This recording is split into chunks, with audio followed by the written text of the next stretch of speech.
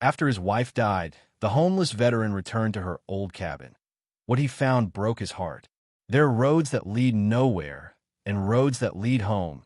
And sometimes, just sometimes, they're the same road, winding through years and snow and silence until a man no longer knows which direction he's walking.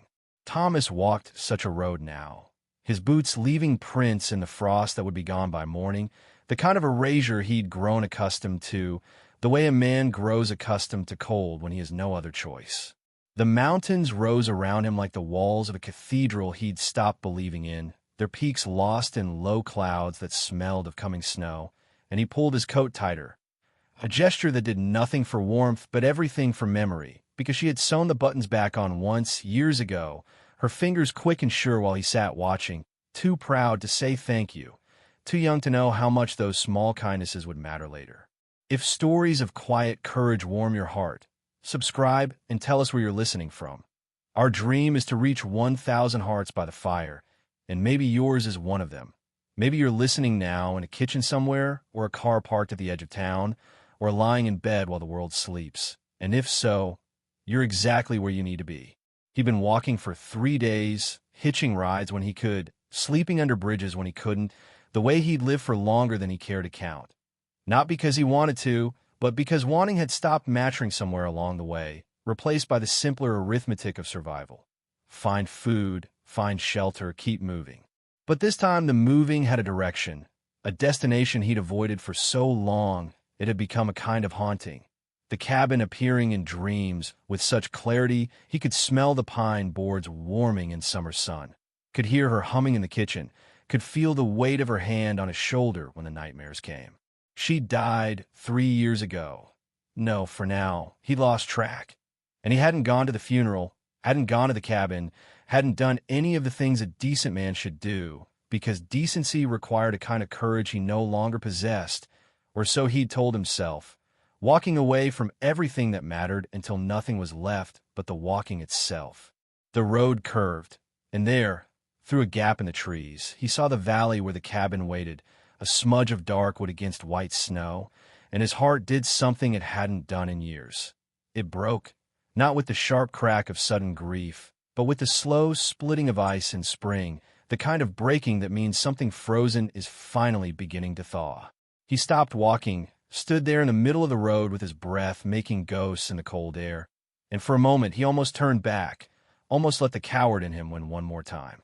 But her voice came to him then, not a hallucination, not a haunting, just memory doing what memory does, playing back the last thing she'd said to him before he left.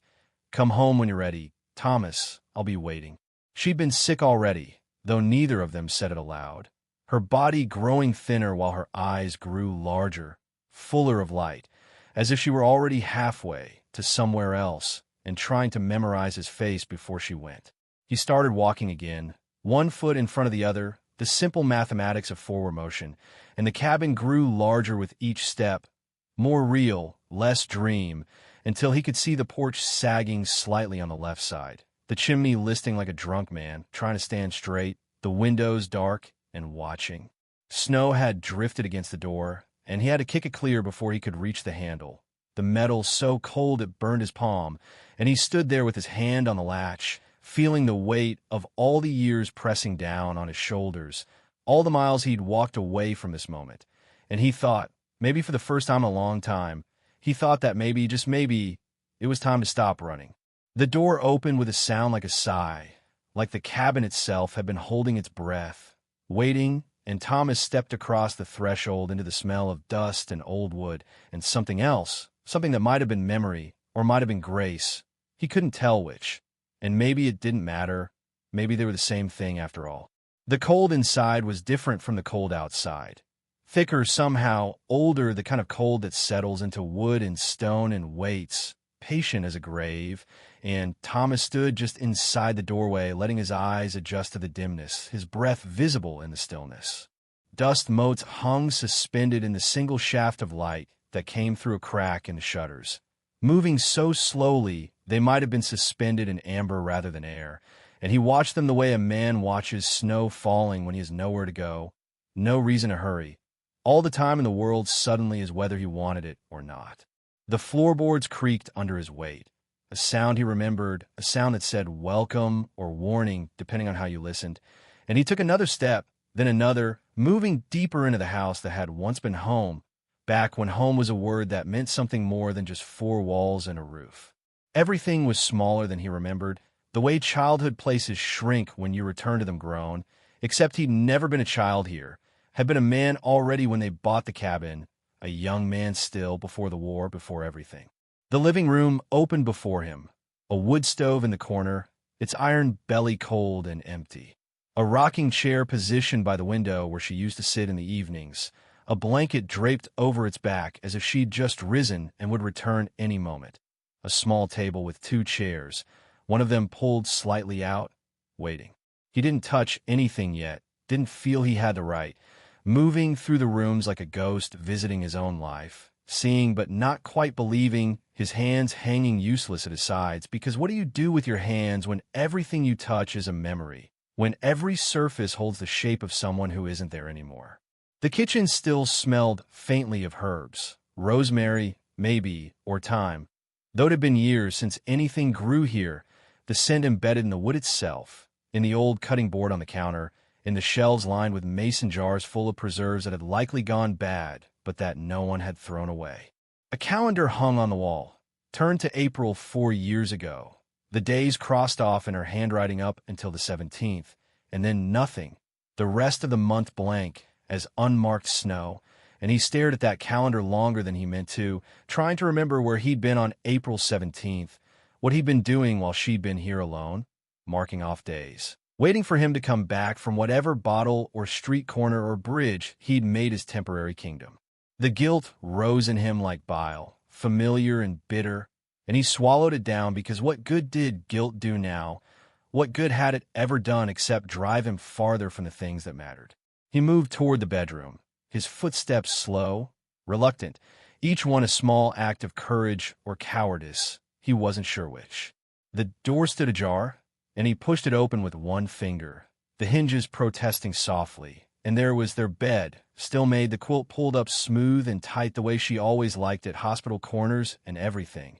Even when she was too sick to stand, she'd insisted on making the bed, said it was the difference between living and just existing, and he'd laughed at her then, gently, thinking it was one of her quirks, not understanding that she was teaching him something, trying to leave him with some small piece of wisdom to carry into whatever came after. On the nightstand sat a book, its cover faded, a ribbon marking a place she'd never gotten back to, and beside it a photograph in a simple frame. The two of them on their wedding day, young and smiling, his arm around her waist, her head tilted against his shoulder, both of them looking at the camera, as if the future were something good, something to be trusted. And maybe it had been once, before he'd learned to trust nothing, believe in nothing, hope for nothing.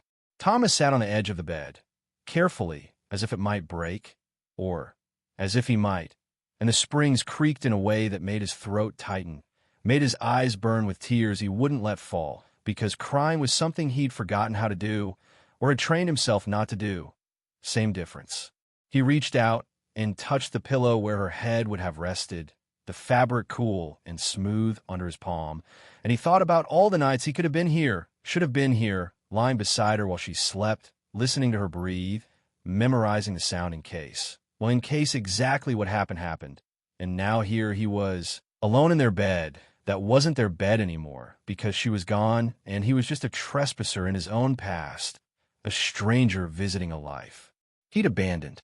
The silence in the cabin had a sound. He'd learned that in the war, learned that silence isn't the absence of noise, but a presence of its own, heavy and waiting, and this silence smelled of wood smoke and dust and time, and it pressed against his ears until he thought he might go mad from it, or sane, one or the other. He wasn't sure there was much difference anymore. Morning came slowly to the cabin, or perhaps Thomas had simply stopped sleeping in any way that mattered, lying on top of the quilt rather than under it, because crawling beneath the covers felt like a desecration, like claiming something that no longer belonged to him. Light filtered through the gaps in the shutters, pale and thin as winter milk, painting lines across the floor that moved as the sun climbed, marking time the old way, The way people mark time before clocks, when the day's rhythm was something you felt in your body rather than read on a screen. He rose stiffly, his back protesting the years he'd spent sleeping on concrete and cardboard, in doorways and under highway overpasses, places where the body never fully rests, where sleep is less a refuge than a temporary ceasefire in the daily war of staying alive. He walked through the cabin again, this time touching things, permission granted by daylight, perhaps, or by something that had shifted in him during the night, some small surrender to the fact that he was here now, had come back, and running away again would solve nothing, save nothing, redeem nothing.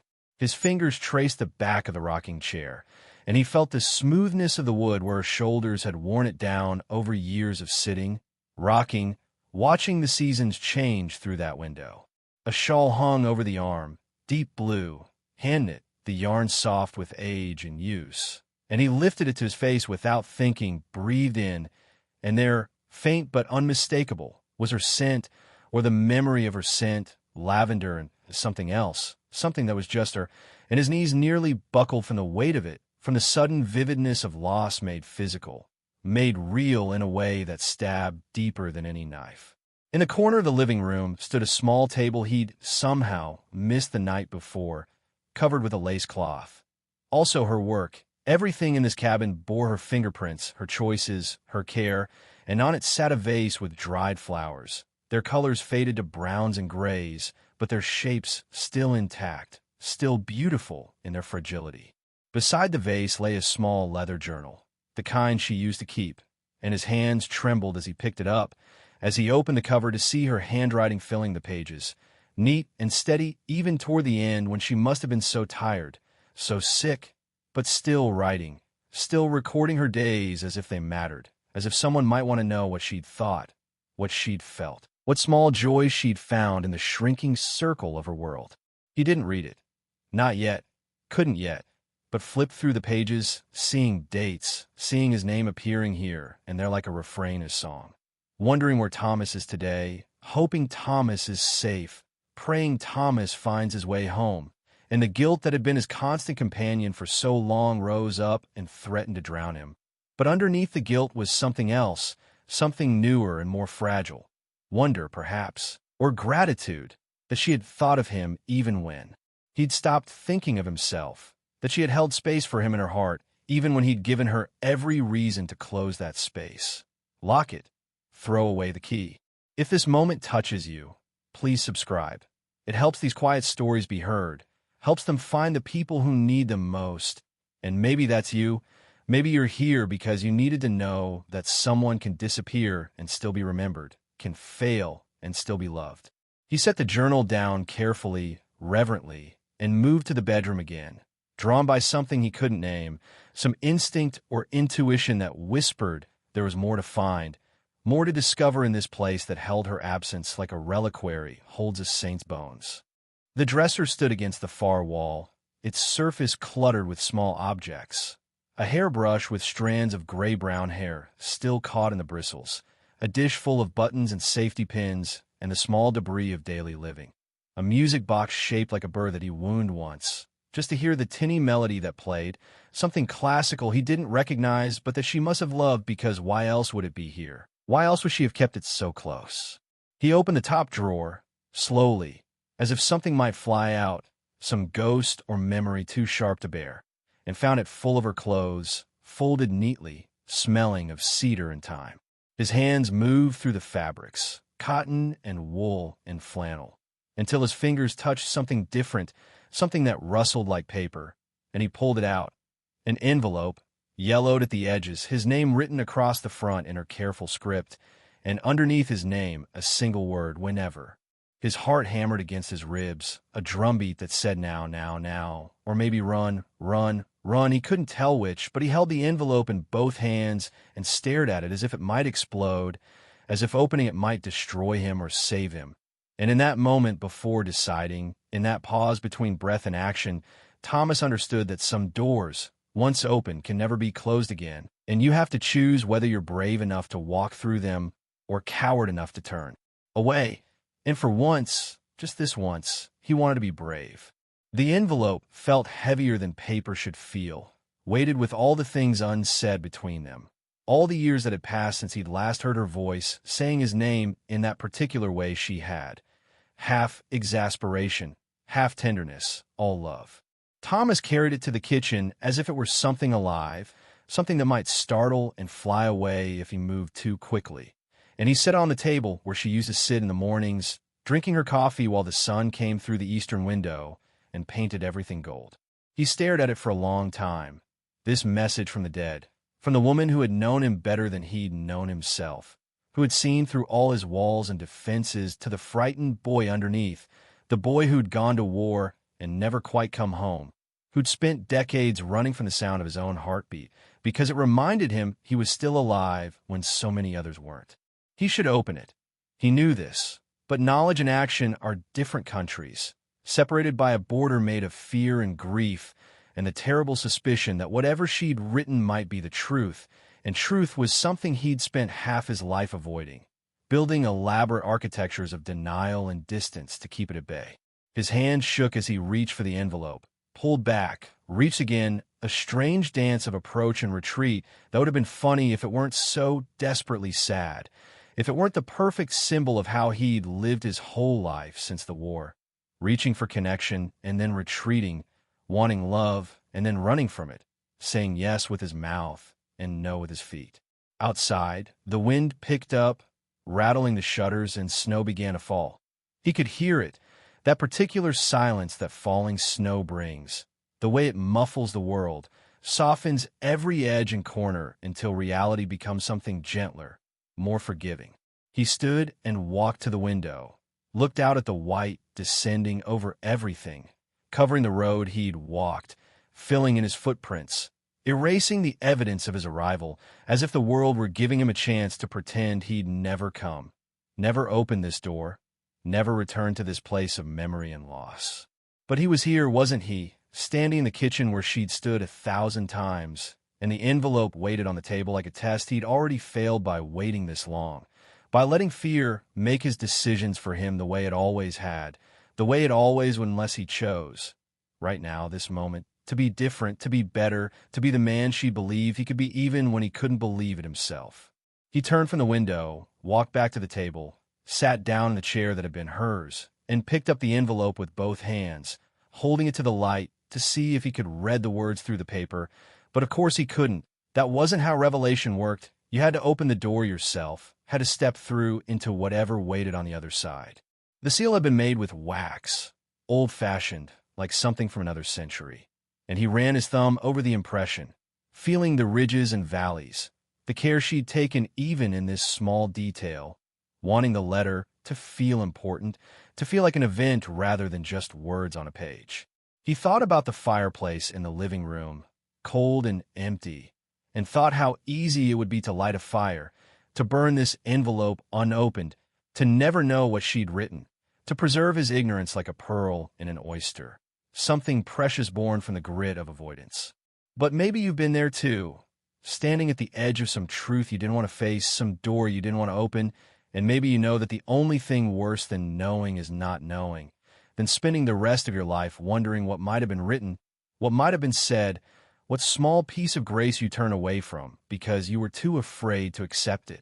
Thomas broke the seal, the wax crumbling under his fingers, and pulled out the paper, thick, good quality, the kind she would have chosen with care, and unfolded it to see her handwriting filling the page, and his eyes blurred with tears he'd thought were long dried up, tears he'd thought he'd forgotten how to cry, and he wiped them away with the back of his hand, rough and impatient, because this wasn't the time for weakness, or maybe it was exactly the time. Maybe weakness was what was needed. Now, the strength to be vulnerable, to let himself feel what he'd been running from for so long. The letter began with his name, just that Thomas, but in her handwriting it was a benediction, a forgiveness, a welcome. And he took a breath, steadied himself, and began to read, the words appearing to him like lights coming on in windows of a dark house, showing him room by room what he'd left behind, what had been waiting here all along, patient and faithful and true, while he'd wandered the world looking for something he'd had all along and been too blind to see, too scared to claim, too damaged to believe he deserved. The fireplace was cold, yes, but his hands were warm now, warm with the heat that comes not from burning but from being seen, being known, being loved despite everything. Maybe because of everything, and outside the snow continued falling, covering the world in white, erasing what had been and making space for what might still be, if he was brave enough, if he was ready, if he could finally learn to be still and let grace find him instead of running from it like a man running from his own shadow, which catches up eventually no matter how fast you move, no matter how far you go. The fire Thomas built was small at first, tentative like everything else he'd done since arriving, as if he didn't quite trust himself with larger gestures, with the confidence that says, I belong here, I have a right to warmth, to comfort, to the basic human dignity of a flame against the cold. He'd found matches in a drawer, struck one, watched it flare, and touched it to the kindling he'd gathered from the woodpile on the porch.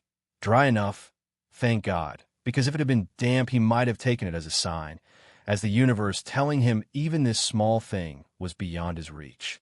But the fire caught, grew, began to crackle and pop with the sound that has comforted humans since they lived in caves and feared the dark, the sound that says you are safe, you are home, you are held by something older and more patient than your grief. He sat in the rocking chair, the one that had been hers, and pulled it close to the stove, and the heat reached out to him like hands, like welcome, warming his face and chest while his back stayed cold, the way warmth always comes, gradually, unevenly, asking you to be patient, to wait, to trust that what begins at the surface will eventually reach the frozen core if you give it time. The letter rested in his lap, and he looked down at it again, at her handwriting that was steady even in those final months, even when her body was failing, but her mind stayed sharp, stayed clear, stayed focused on the things that mattered, which are never the big things, never the grand gestures, but always the small kindnesses, the daily choices, the quiet persistence of love in the face of every reason to give up. My dear Thomas, she had written, and he could hear her voice saying it, could see her sitting at this very table, pen in hand, maybe pausing to look out the window at the mountains, gathering her thoughts before committing them to paper. If you're reading this, it means you came back. I knew you would eventually. Not because you're particularly brave, forgive me, but we both know courage has never been your strong suit. But because underneath all that running, all that fear, there's a good man who gets tired of being lost and wants to remember what it feels like to be found. He smiled despite himself, despite the tears on his cheeks, because she'd never been one to sugarcoat things, never pretended he was anything other than what he was, flawed, frightened, foolish sometimes, but worth loving anyway, worth waiting for, worth this letter she'd written knowing she might never see him read it. I'm not angry, she continued, and he could feel the weight lifting off his shoulders as he read those words, the burden of guilt he'd carried for so long beginning to crack like ice in spring. I was for a while. Angry that you left when I needed you most, angry that you chose the bottle and the road over me, over us, over everything we'd built here. But anger is exhausting, Thomas, and I didn't have energy to waste on it. So I let it go, the way you let go of anything that weighs too much. You set it down, you walk away, you remember that forgiveness isn't about the other person. It's about freeing yourself from the prison of bitterness and blame. I forgave you, my darling. Before I got sick, while I was sick, and especially now, writing this from whatever comes after, if anything comes after, if there's a place where the dead watch over the living and whisper encouragements they'll never hear. The fire popped, sending up a small shower of sparks that glowed orange and then faded, and Thomas wiped his eyes again, read on, hungry now for her words, for this gift she'd left him, this message in a bottle cast across the border between life and death. The cabin is yours. I made sure of it, talked to the lawyer, signed all the papers, did everything I could to make it easy for you when you finally came home. I know you think you don't deserve it, that you gave up any right to this place when you left, but that's the thing about love, Thomas. It doesn't work on a system of deserving. If it did, none of us would receive anything, because we're all failures in one way or another, all falling short of whatever ideal we carry in our heads. The cabin is yours because I wanted you to have it, because I hoped, still hope, even from wherever I am now, that you'll use it to rebuild, to rest, to remember that you're more than your worst mistakes, more than the sum of all the ways you've run from happiness. If this story brought you peace, stay with us. Subscribe for another night by the fire, because these words matter. These quiet moments when the dead speak to the living and love proves itself stronger than death, more stubborn than graves. He read the next part slowly, savoring each word like a man who'd been starving and suddenly found himself at a feast. There's a garden plot out back. Do you remember? We started it that first spring, planted tomatoes and cucumbers and beans, and you complain about the work, but I caught you out there sometimes at dawn, checking on the seedlings, pulling weeds when you thought I wasn't watching. I want you to plant again, Thomas. Not because I care about vegetables. God knows I won't be here to eat them. But because planting is an act of faith, a statement that tomorrow matters, that the future is worth preparing for even when you can't see it yet, can't believe in it yet, can't imagine anything beyond the cold and the grief and the guilt that's been your companion for too long. The letter was almost finished. He could see the end approaching, could feel the words running out like sand through an hourglass. And he wanted to read slowly, to make it last, but also wanted to read faster, to know everything she'd said, to hold all of it at once like a man trying to hold water in his cupped palms. I loved you, Thomas. Past tense because I'm writing this from the past, from a time when I was still alive and you were still gone, but also present tense because love doesn't end when breath ends, doesn't stop when the heart stops. It just goes on, stubborn and faithful and true, the way a river goes on even after it disappears underground, still flowing, still moving toward the sea even when you can't see it anymore. So, I love you. I loved you then, I love you now, and I'll love you in whatever comes after, if anything does, if love is the thing that persists when everything else falls away, which I suspect it is, which I hope it is, which I choose to believe even if I can't prove it, even if it sounds like foolishness, even if the whole world says I'm wrong. The final paragraph was short, just a few lines, but they hit him with the force of revelation, of truth so simple he'd somehow missed it his whole life, looking for something complicated when the answer had always been right there in front of him. Come home when you're ready. I've said that before, but I'll say it again because it bears repeating, because you need to hear it, because maybe you won't believe it the first time or the second time, but maybe the third time will take root, will sink into the frozen ground of your heart and start to grow. Come home. Rest. Plant something. Begin again. And know that wherever I am, whatever I am, I'm still loving you, still believing in you, still hoping that someday you'll believe in yourself even half as much as I believe in you. Because that would be enough, Thomas. That would be more than enough. That would be everything. She'd signed it simply, Your Anna, and below her name she'd drawn a small heart, the kind a child might draw, simple and perfect and true. Thomas sat for a long time after he finished reading, the letter held loosely in his hands, the fire burning low, the room filling with a warmth that was more than just heat, more than just would turning to ash and smoke. He folded the pages carefully, slid them back into the envelope, and tucked it into the inside pocket of his coat, over his heart, where it would stay, where he would carry it like a talisman, like a compass pointing always toward home, toward hope, toward the slow work of becoming the man she'd seen in him, even when he couldn't see it himself. Outside, the snow had stopped, and through the window he could see the sun breaking through the clouds, painting the world in shades of gold and white. And he thought, though he wasn't sure, though he couldn't prove it, he thought he felt her there with him, not as a ghost or a haunting, but as a presence, as a peace, as the answer to a question he'd been asking his whole life without knowing he was asking it. Can I be forgiven? Can I be loved? Can I be home? And the cabin, filled with firelight and memory and the lingering scent of her, seemed to whisper yes, yes, yes. Light came differently after that night, softer somehow, as if the sun understood that eyes which have wept need gentleness, need time to adjust to brightness after so long in the dark. Thomas woke in the chair by the stove. The fire burned down to embers that glowed like small hearts in the ash, still warm, still breathing their heat into the room. And for the first moment in years, perhaps decades, he didn't wake with his fists clenched, didn't wake reaching for weapons that weren't there, didn't wake with the sense that the world was a battlefield, and he was still fighting even though the war had ended so long ago no one remembered it anymore except the men who'd been there. who carried it in their bodies like shrapnel too deep to remove, too sharp to forget. He stood slowly, his joints protesting the night spent upright, and walked to the window, pulled back the curtain Anna had made.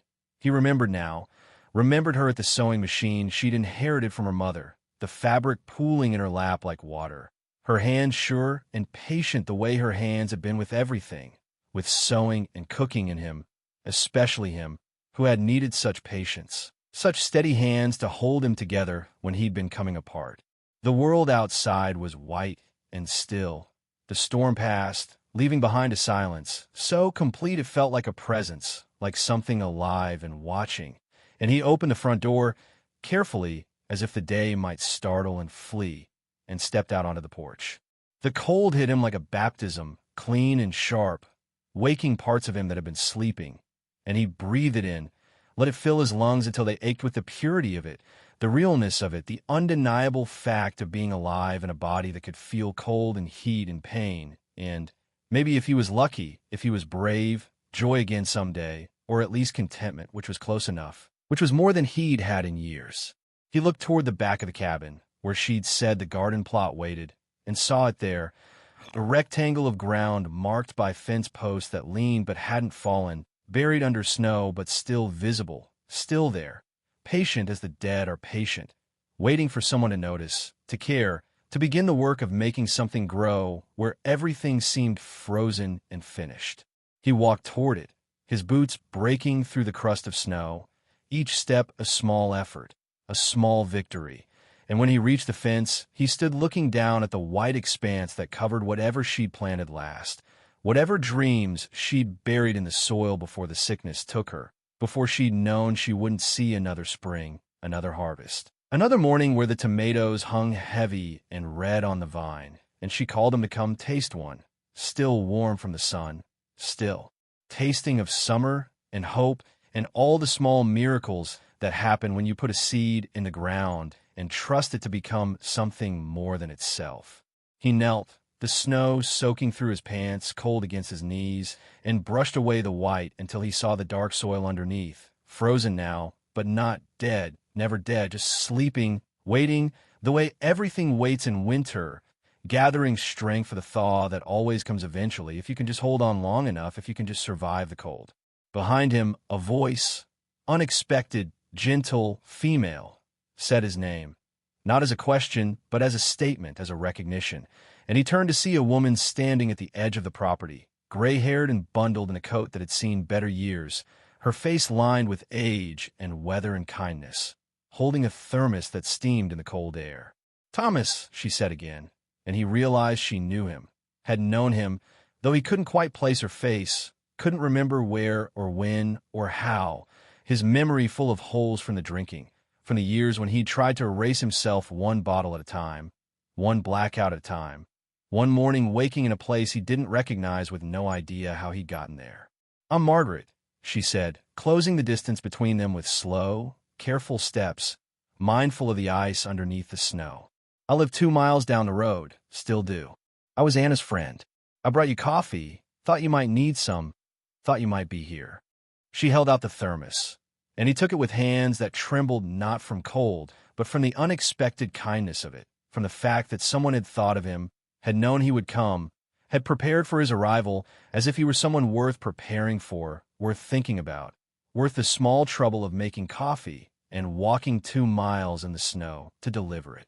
"She talked about you," Margaret said, and he winced, waiting for accusation, for anger, for the judgment he'd been expecting and probably deserved.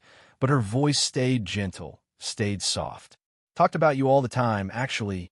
When Thomas comes home, she'd say, not if always, when, as if she knew something the rest of US didn't, as if she could see the future and saw you standing right here, right now, doing exactly what you're doing." She nodded toward the garden plot. "She made me promise to check on the cabin, to leave firewood when I could, to keep an eye out for you. Said you'd need help, but wouldn't ask for it. Said I should just show up and not give you the chance to say no. Tell me where you're listening from tonight. Are you in a place where neighbors still know your name, still show up with coffee and no judgment? Or are you somewhere the world has gotten too big, too fast, too anonymous to allow for this kind of grace?" Maybe you felt something like this too. The surprise of being seen when you thought you were invisible, the shock of being loved when you thought you were unlovable.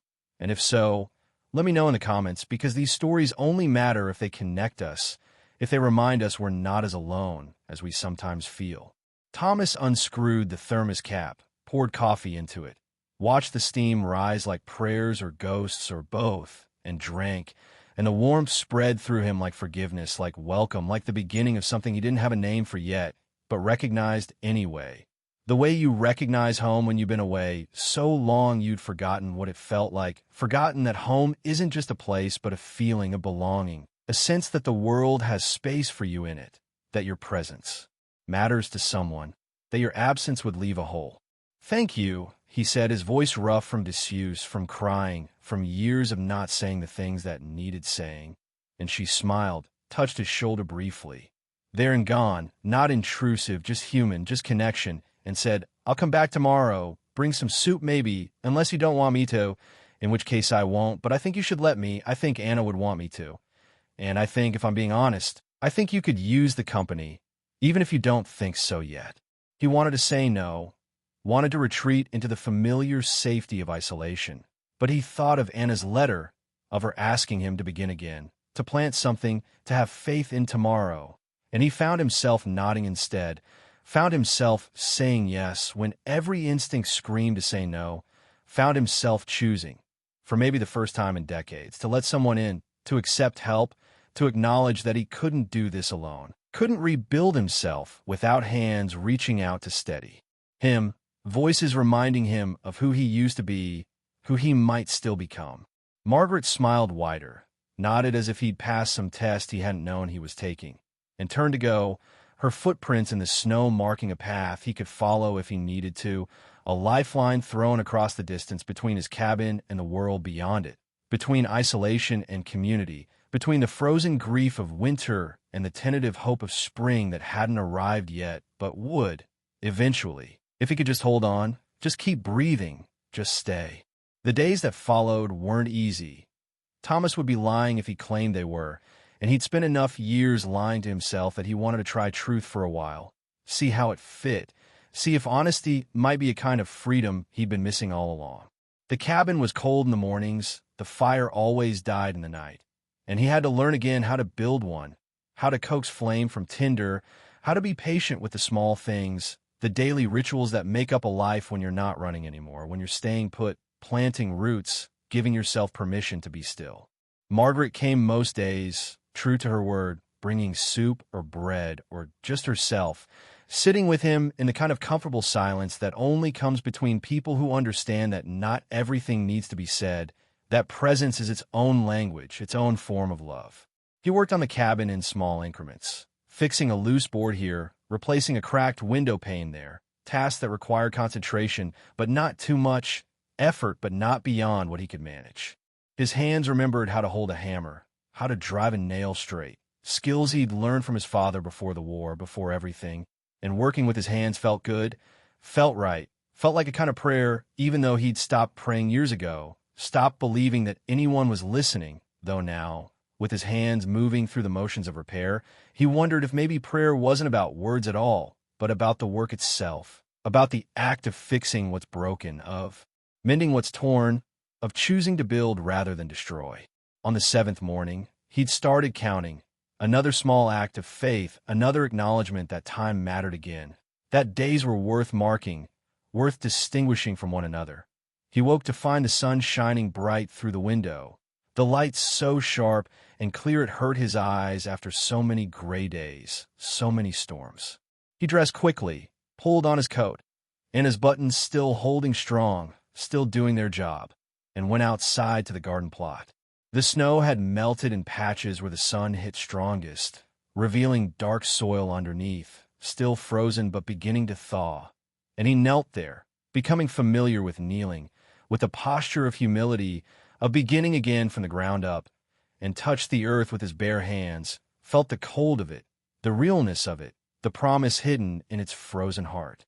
He thought about Anna's words, about planting something, about faith, and he realized he had no seeds, had nothing to put in this ground except his presence, his intention, his willingness to believe that something could grow here even though winter hadn't fully released its grip yet, even though the rational part of him said it was too early, too cold, too risky to hope for growth. But faith has never been rational, has it? Maybe you know this too. Maybe you've planted something knowing it might not grow, might not survive, but planted it anyway because the act of planting is what matters. The gesture of hope is what transforms us, not the guarantee of harvest, but the willingness to try, to risk, to put something fragile into the ground and trust the earth to hold it, to feed it, to bring it to life when the time is right. If this story found you when you needed it, please subscribe. And tell us in the comments where you're listening from tonight, because these quiet stories need quiet hearts like yours to keep them alive, to pass them on, to remember that even in winter, even in grief, even in the hardest cold, there's seeds waiting to be planted, lives waiting to be rebuilt, hearts waiting to remember how to beat not just with pain, but with hope, with possibility, with the stubborn faith that spring always comes eventually, always, no matter how long the winter, no matter how deep the snow. He walked back to the cabin, to the small shed behind it where Anna had kept her gardening tools, and found them there waiting, rake and hoe and spade, all neatly hung, all ready for use. And beside them, on a shelf, a small wooden box labeled in her handwriting, for spring. He opened it with trembling hands and found packets of seeds, dozens of them carefully saved and sorted, tomatoes and beans and lettuce and herbs, each packet dated, each one a small act of faith she'd performed while dying, while knowing she wouldn't be there to see them grow, while trusting that someone, maybe him, probably him, hopefully him, would find them and plant them and carry on the work she'd started, the work of making things grow, of tending life, of believing in tomorrow. He carried the box back to the cabin, set it on the table, and sat looking at it for a long time, his throat tight, his eyes burning with tears that came easier now, that he didn't fight anymore, that he let fall, because crying was just another way of being human, another way of acknowledging that he cared about something, that he could still be hurt by beauty, still be moved by love that persisted beyond death, beyond absence, beyond every logical reason to give up. He chose a packet, basil, because she'd loved it, had grown in pots on the windowsill even in winter, had used it in everything she cooked, and carried it to the window where the sun came through, where the light was strongest, and found a small clay pot under the sink, filled it with soil from a bag in the shed, soil she must have stored there for this purpose, for this moment, for him. He planted the seeds carefully, pressing them into the soil with fingers that had held guns and broken things and hurt people, fingers that trembled now with the delicacy of the task, with the responsibility of caring for something so small, so fragile, so dependent on his attention, his patience, his faith. He watered them lightly, placed the pot on the windowsill where the sun would find it every morning, and stepped back to look at what he'd done. This tiny gesture, this small act of defiance against despair, this seed planted in winter with no guarantee of spring, but with hope anyway, with stubborn, foolish, beautiful hope that maybe, just maybe, something green would emerge from the dark soil, would reach toward the light, would grow despite everything that said it shouldn't, that said it couldn't, that said it was too soon, too cold, too late.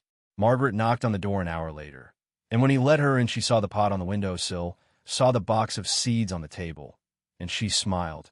Not with pity, but with recognition, with solidarity, with the shared understanding that comes when one person sees another taking the first hard steps toward healing, toward living again, toward choosing hope over despair, even when hope feels dangerous, even when it requires more courage than giving up ever did. She'd be proud of you, Margaret said quietly, and Thomas nodded, couldn't speak, could only stand there with his hands at his sides and his heart breaking open in a way that felt less like ending and more like beginning, less like death and more like birth, painful and messy and necessary, the only way new life ever comes. The days grew longer after that, imperceptibly at first, but then undeniably, the way change always happens when you're paying attention, when you're present for it rather than running from it. Thomas worked on the cabin, prepared the garden plot, waited for the ground to thaw completely, waited for the right time to plant the rest of the seeds Anna had saved for him. He read her journal slowly, a few pages at a time, learning her days, her thoughts, her love that had never wavered even when he'd given her every reason to let it waver, to let it fail, to let him go. He kept her letter in his pocket always, touched it sometimes through the fabric, a reminder, a talisman, a compass pointing always toward the man she'd believed he could be, the man he was slowly, painfully, hopefully becoming. And on the windowsill, 10 days after he'd planted them, small green shoots emerged from the soil. Fragile and perfect and impossible, or not impossible after all, just unlikely, just difficult, just requiring patience and faith and the willingness to believe that buried things can rise, that frozen things can thaw, that broken things can mend if given time and attention and love. Thomas stood looking at those shoots as the sun came through the window and painted everything gold, and he felt something he hadn't felt in so long he'd almost forgotten its name. Not happiness, not yet, but something close to it, something that might become happiness if he tended it carefully, if he gave it time, if he didn't run from it the way he'd run from everything else. He thought of Anna, wherever she was, whatever she was, and he whispered thank you to the empty room, to the cabin that held her memory, to the seeds she'd saved, to the letters she'd written, to the love she'd left behind like a light still burning in a window, guiding him home through the dark, through the cold, through the long winter that was ending now, slowly, gradually, inevitably, making space for spring, for growth, for the possibility that even the most lost among us can be found again, can find ourselves again, can learn to live again if we're willing to stay still long enough, to plant something, to wait, to believe that what we bury in winter will rise in spring, green and reaching toward the light, stubborn and beautiful and alive. Thank you for sitting with us by the fire. If this story touched something in you, please subscribe. Our dream is to reach 1,000 hearts, and maybe yours is one of them. Tell us in the comments where you're listening from tonight. These quiet stories need quiet hearts like yours to keep them alive.